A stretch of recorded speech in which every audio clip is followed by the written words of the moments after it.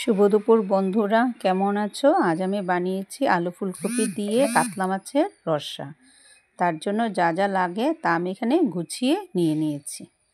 এখন একটা কড়াইতে জল দিয়ে দিয়েছি। জলটা ফুটে উঠে গেছে, তার মধ্যে লবণ দিয়ে আমি আলু ফুলকপিটাকে হালকা করে সিদ্ধ করে নিয়েছি। অন্যদিকে একটা কড়াইতে আমি হলুদ নুন দিয়ে মেখে রাখা মাছগুলোকে হালকা করে ভেজে উঠিয়ে নিয়েছি। ওই তেলেই আমি ফুলকপিগুলোকে হলুদ দিয়ে ভালো করে ভাজা করে নিয়েছি।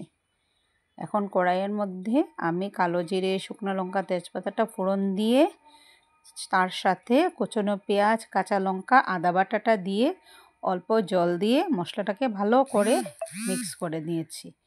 তার উপরে আমি হলুদের গুঁড়া 1 চামচ, মরিচের গুঁড়া 1 চামচ আর জিরের গুঁড়ো 2 চামচ দিয়ে মশলাটাকে কষিয়ে তার মধ্যে আমি বেটে রাখা পোস্তটা দিয়ে দিয়েছি। এখন আমার মশলাটা কষানো হয়ে গেছে। ওর মধ্যে আমি এখন আলুগুলো দিয়ে অল্প জল দিয়ে মশলার সাথে আলুটাকে ভালো করে ভাজা ভাজা করে নিয়েছি। এখন ভেজে রাখা ফুলকপিগুলো দিয়ে দিচ্ছি। দিয়ে ভালো করে মিক্স করে ওর মধ্যে কেটে রাখা টমেটোগুলো দিয়ে দিয়েছি। রান্না করার সময় দেখবে ফুলকপিগুলি যেন ভেঙে না যায়।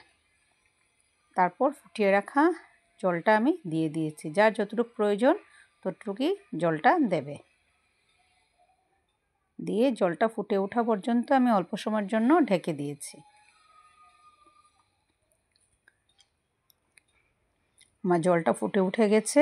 এখন ওর মধ্যে ভেজে রাখা মাছগুলো আমি দিয়ে দিচ্ছি।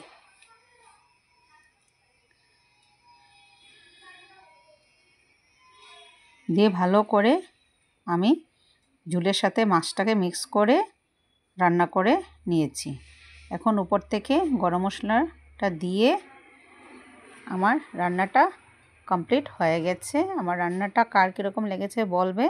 ভালো লাগলে আমাকে একটা ফলো করবে, লাইক, কমেন্ট, শেয়ার করবে আর আমার পাশেও থাকবে।